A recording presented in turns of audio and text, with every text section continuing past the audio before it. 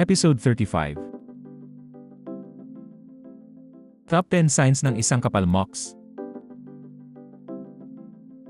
Kumusta mga Kapinoy 10? Sa episode na ito, tatalakayin natin ang mga palatandaan ng isang taong may balat na mas makapal pa sa konkreto.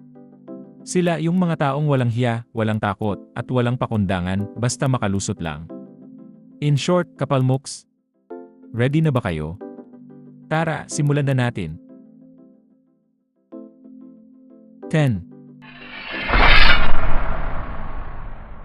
Walang pakialam sa opinyon ng iba.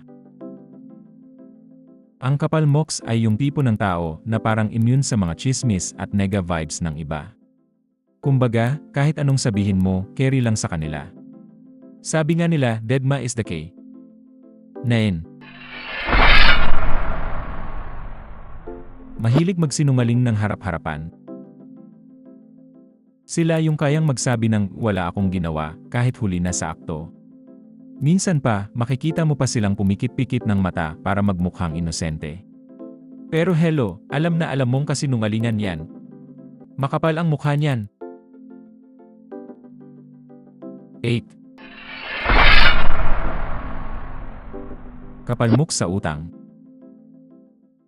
Sila yung makautang si parang may pinatago silang pera sa'yo, yung mga taong hindi mo naman kaibigan o ka-close pero bigla na lang mangangamusta para mangutang. At kapag singilan time na, ikaw pa ang lalabas na masama. May pa-excuse pa na, "Uy, next week na lang, ha?" Pero ilang next week na ang lumipas, hindi ka pa rin mabayaran. 7. Walang takot mang-cheat. Kahit halatang halata na ang pagiging manloloko, deadma lang sila. Nakikita mo na nga ang lahat ng red flags, pero siya, tuloy pa rin sa pagpapanggap na loyal sila sa'yo. Minsan, parang wala talaga silang konsensya. Kapalmoks lang ang talaga ang meron sila. 6. Mahilig mambarat. Kapag bumili ng prutas sa palengke, halos patayin na ang tindera sa tawaran. Tipong pag hindi binigay ang tawad, aalis na lang na parang walang nangyari.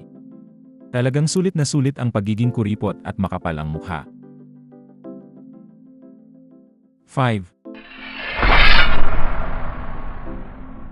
Panay ang hingi ng pabor.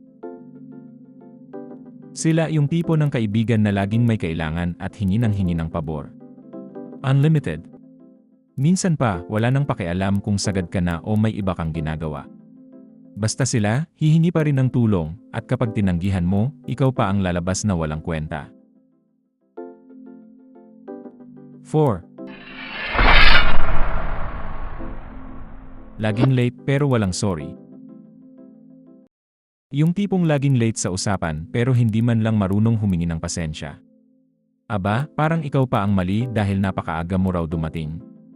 May gana pa silang ganunin ka, no? Makakapal talaga ang mukha. 3. Pambabastos sa pila. Sila yung mga sisingit sa pila na parang walang nakikitang iba. Pag napagsabihan, sasabihin pa nilang, "Hala, hindi kita napansin." Pero sa totoo lang, kitang-kita mo naman talagang sinadya nilang sumingit. Lulusot pa ang mga putang ina. 2. Walang ambag pero mayabang. Kahit walang-wala, feeling rich kid pa rin. Todo ang angas, kahit alam mong ni walang pamasahe pa uwi. Yung sa inuman, 20 pesos na nga lang ang ambag, namulutan pa. May mga ganyang tao talaga, mga matitigas ang mukha. 1. Walang paggalang sa kasunduan. Pagdating sa usapang kasunduan, sila yung tipong unang umaatras. Bigla na lang magbabago ng plano o kaya hindi susunod sa napagkasunduan, kahit klarong-klaro ang napag-usapan nyo dati. Tapos kapag tinawag mong walang isang salita, akto pang biktima. Pa-victim much ang kupal. Isang certified kapalmoks yang animal na yan. Ayan na. Kung may kakilala kayong ganito, naku, sigurado akong relate na relate kayo dito. Pero tandaan, huwag masyadong seryosohin, for fun lang tayo rito. Basta't mag-ingat na lang at huwag padadala sa mga taong ganito. Kita-kits sa susunod na episode, mga Kapinoy 10. Kung may topic kayong gustong i-content, paki-comment na lang po at pipilitin kong gawin yun. Malakas kayo sa akin.